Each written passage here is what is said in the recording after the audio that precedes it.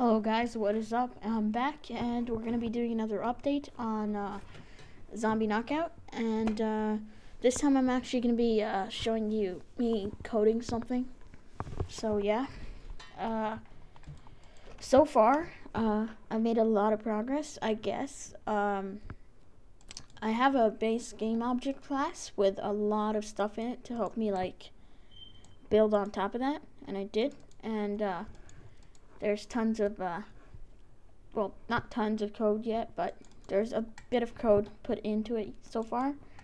And there's some basic classes like the rectangle, the vector2 class, which has some useful mathematical functions to help me, like, play around with physics and things like that, okay? So, yeah, I already had an update video, but it didn't show any code. So, but it basically showed what I have so far, except for a couple of new features which I haven't shown yet. But they're not anything big. Anyway, so let me just show you them right now. So if I run this, and if it loads up, yes, okay. You can see the guys walking around, right? We had that in the last video. But in the last video, I showed you him holding the shotgun. And now I actually made him it possible to switch between the weapons. As you can see, it shows the ammo count and everything. And so you can shoot, and there's sounds. So if I just move closer to my speaker. And then you can also reload, and there's a reload sound. So yeah, I think that's pretty cool so far. So the projectile system works, and yeah, and I'm working on zombies at the moment, and it shouldn't be too hard. Basically, I have, I'm planning to have about like 4 weapons or 5 weapons so far. So the weapons I've planned to have are the shotgun, a pistol, an assault rifle, and a fist. And I'm thinking I might add some more melee weapons with like durability, or like I don't know, just stuff. So yeah, so let's work on the zombies. Okay, so right now I'm just making that simple AI for the zombies. It's not really that hard to do. Right now I'm not using tiles for the map, so the player just lands upon this invisible platform, you should say, at 400 pixels down. So yeah. So basically right now what I'm telling the zombie to check for is if the player's position, and yeah, I have it programmed like the rectangle class that like there's 2 values in it, the position, and that's a vector2, and then the scale, which is also a vector2. So the scale is basically the width and height in pixels, and the position is the position in pixels. So yeah. Alright, so right now I'm basically having it check whether it's to the left of the player. So if the player's X position is greater than our X position plus, and I'm using these functions because this class inherits from game object. So I can't directly call the private members because they're not protected members, although that would be a good idea. But yeah, I prefer accessing them through accessors and mutators. So yeah, get rect dot scale dot x. So that means if the right side of our zombie is less than the left side of the player, then I want you to set the velocity of the zombie to the move speed and leave the velocity at, on the y-axis as the same as it was before, which is 0. It should be 0 at least. And how my game object system works, the base class basically has a bunch of stuff inside it to help like debugging and stuff. So yeah, like all I have to do is set the velocity, set a position, and update it every frame, and it does the rest. It works basically. So And in the main, basically what I do in order to,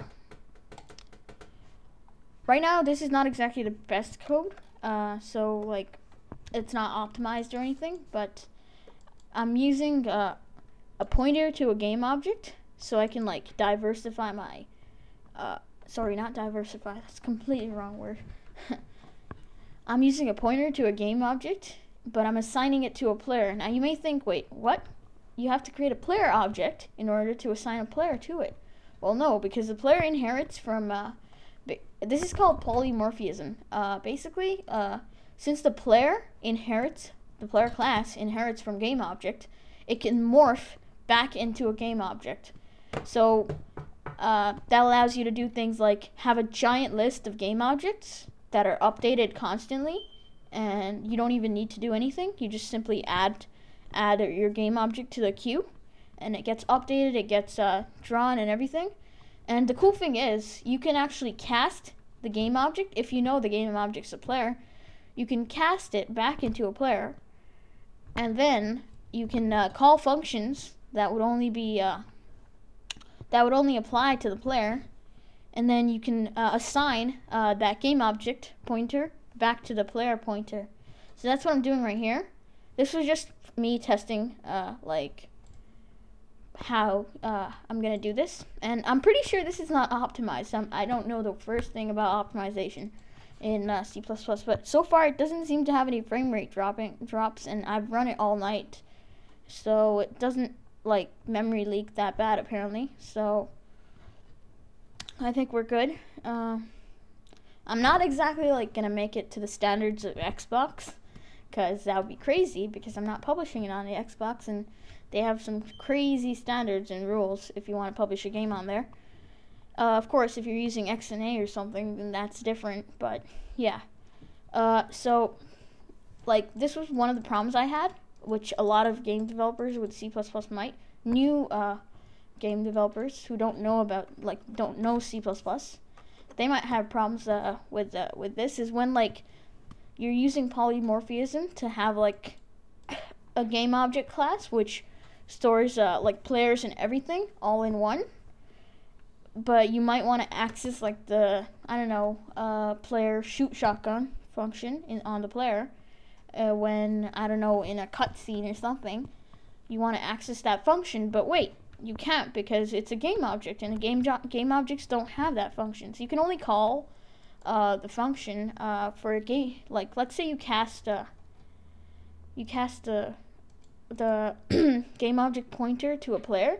You can only call functions that a game object has. Like, if I type player, and then I use the pointer thingy, I forget the name, the operator for the point. Okay, yeah, whatever values it points to, you'll see that it won't have any shoot shotgun function like it does in the header for the player. Like right here, it says shoot shotgun, but it doesn't have that because right now it's being treated as a game object. So if I just look through that and type shoot, there you go, nothing there. So the problem usually arises when, like, let's say you want to figure out, oh, how do I, what if I want to access it? What if I want to treat it like a player?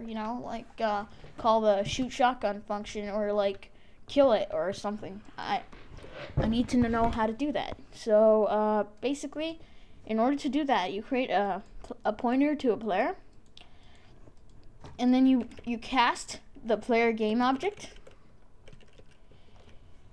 into a player, and you can now access all the functions that a player has on that temporary player object, and then you can assign the actual player object, which is a game object, into the pointer to a player object, and then yeah.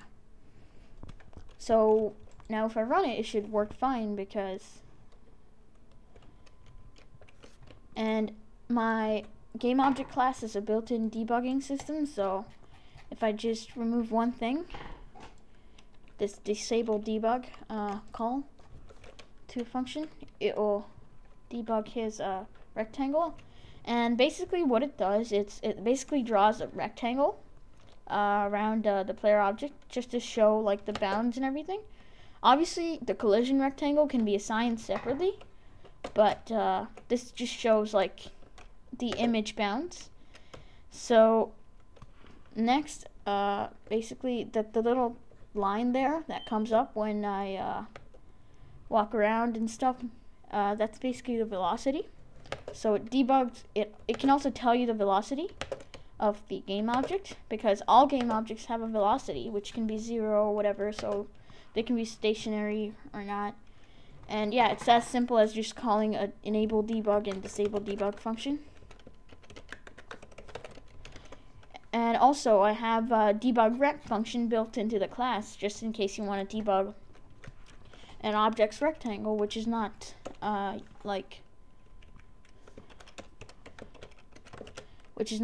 necessarily the rectangle assigned to the class itself, or the game object rectangle. So let's say I want to debug my collision rectangle, which is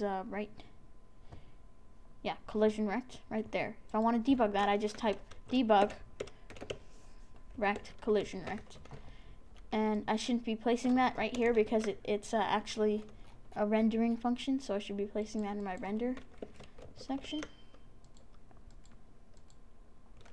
And I just did that right now, and it should work. There you go. And now it's debugging the collision rect. Now, I'm not actually updating the collision rect inside the update function. I should be, but I'm not, because I was testing how I can cast the player game object to a player object. So once I cast it, I create a variable called temp player, and then I update the collision rect on that temporary player, and then I replace the player with a temporary player, and I do that every single frame. So if I just remove this, you'll see what happens. So if I remove that code right there, you'll see that my collision rect doesn't even move. So yeah, that's pretty much all I have so far, and I'm working on my zombie